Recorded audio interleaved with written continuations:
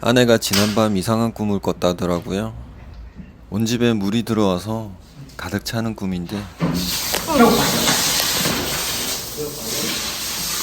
Cái còn mạnh ghê á.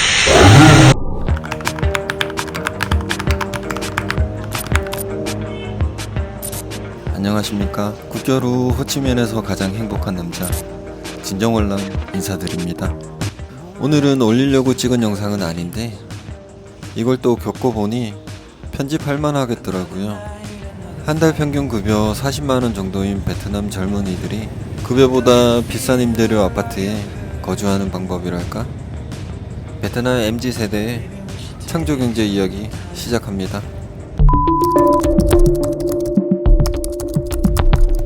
사소한 문제가 생겼습니다. 좋은 동네 살면 어지간하면 겪지 못하는 일인데 시내 중심과 좀 떨어져 있고 임대료가 상대적으로 저렴해서 상식 밖의 세입자가 많이 있는 것 같습니다. 이번이 두 번째 경험입니다. 이번에 세를 준 아파트인데 젊은 친구가 작업실로 쓴다고 해서 임대를 줬었어요. 하루는 임대료가 밀린다 연락을 해보니 메신저로 아이가 아프다며 아이를 안고 있는 사진까지 보내며 입금 날짜를 미뤄달라고 불화한 이유 사연 기사를 자기 사진인 것처럼 캡처해서 보낸 것이더라고요. 임대료가 밀린 둘째 달에 집으로 찾아가 퇴거 통보를 하려는데 대여섯 명이 살고 있더라고요. 글쎄 여러 사람에게 제 임대를 내어놓고 애초에 임대받은 사람은 전화조차 받지 않는 그런 상황입니다.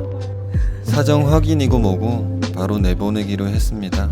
67명, 아니 실제 몇 명이 살고 있는지 파악도 안 되는 상황. 실제 들어와 사는 사람들은 학생인지 직장인들인지 몰라도 다들 집을 비워 오후에 짐을 빼기로 했습니다. 해가 떨어져서 다시 왔습니다. 여러 명이 살며 제대로 된 가재도구가 없는 상황이라 서로 누가 가져갈 것인지 버릴지 신경도 안 쓰는 상황입니다.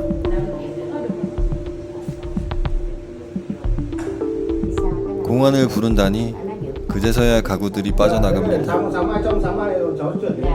그나저나 남녀 혼숙으로 이렇게 여러 명이 살았다는 게 놀랍네요. 모자이크 처리해야만 하는 비주얼. 깨끗하게 사용했으면 몰라도 카메라에 담기도 싫은 모습입니다. 기존 세입자는 연락도 잘 되지 않고 이중계약한 아이들이 돈 될 만한 가구며 치킨만 챙겨 나갑니다. 말은 자기들은 그저 피해자라고 하는데 제가 볼 땐 이런 식으로 여기저기 단체로 떠도는 그런 상황인 것 같습니다.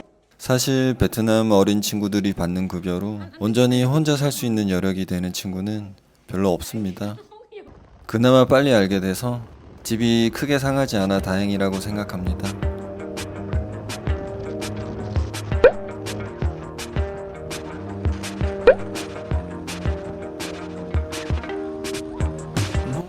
지난번 세입자 내보내고 이참에 주방을 설치합니다.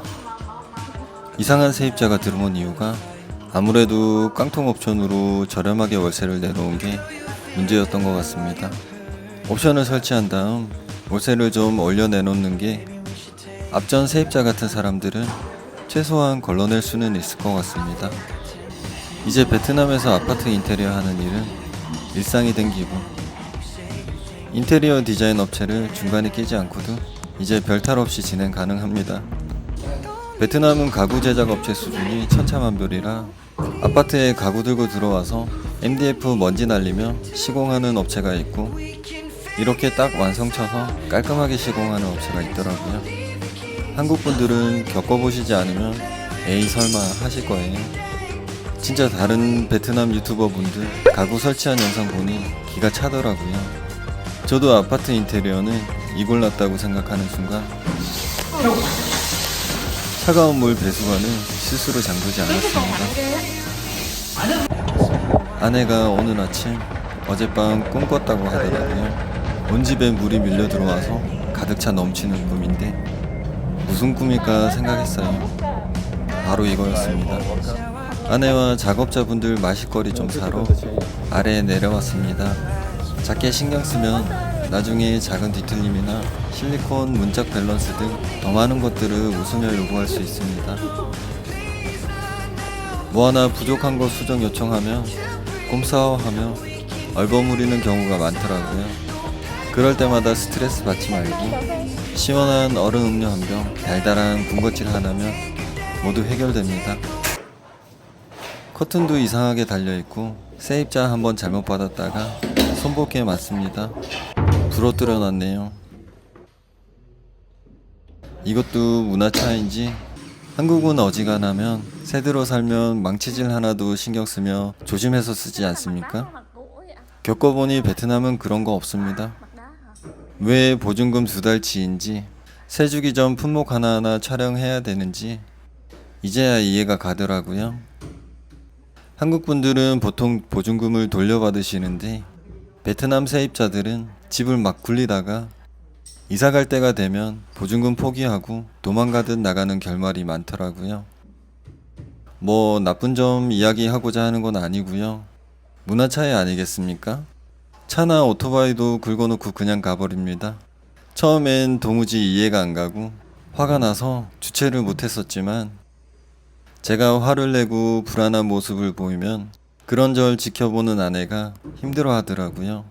한국인을 겪어본 베트남 사람들은 되려 한국 사람들은 화를 잘 낸다고 합니다.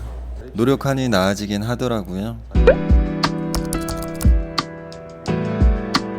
또 하나 생각이 든 건데 한국에 거주하시며 베트남 아파트 투자 겸 구매하시고 부동산 통해 집 관리하면 어떨까 생각하시거나 실제로 그렇게 구매하신 분들 더러 계시더라고요. 저도 이번에 부동산에서 소개해주는 집을 다녀보니 집주인분이 한국분이라는데 어지간하면 살기 싫어지는 컨디션의 집이 많았어요. 같은 건물 다른 호보다 더럽고 망가진 아파트, 당연히 세입자 구하기 힘들어지겠죠. 그런 문제는 내 집이 아닌 이상 부동산도 어찌 해주지 못하는 일입니다. 임대가 나가지 않아서 월세는 다른 집보다 점점 적게 받아야 하고 세입자 수준은 점점 나빠지고 집도 점점 망가지게 되는 악순환이 이어지게 되는 것 같습니다. 제가 겪어본 바로는 한국에서 원격 관리는 거의 불가능에 가깝다고 생각됩니다. And price good. Lúc đó rất difficult to many complaint. Cho nên we the last check. Something problem they display fix.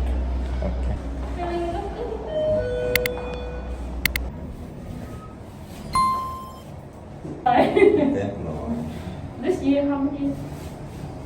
Two area making. 주방 공사 끝났는데 뭐 잘못된 거 없는지 문제 생기면 얘기 좀 해달라고 저 불렀네요. 저는 유튜브 편집하고 있었습니다. 일단 한번 가볼게요. 싱크대 문짝 다는 중이네요. 여닫이 밸런스 정도 확인하면 될 것 같습니다. 아휴. 싱크대에서 물이 줄줄 새길래 열어보니 고무 패킹을 호수 안에다 넣어놔서 죄다 분실됐습니다. 그냥 실리콘 작업하려다가 추후를 생각해서 고무 패킹 주문해서 다시 줘야겠습니다. 오늘은 음료가 안 먹혔네요. 특별할 거 없지만 깔끔한 주방이 완성되었습니다. 좋은 세입자 들어와서 행복하게 살았으면 합니다. 오늘은 치즈업이라고 단지 내 한국 분식집에 왔습니다. 뭐 먹지 하고 고민되는 날이나 한국 매운맛이 당길 때 아내와 종종 들르는 식당입니다. 이 식당에 놀라운 점이 있는데요. 메뉴가 어지간한 베트남 로컬 음식 가격 수준.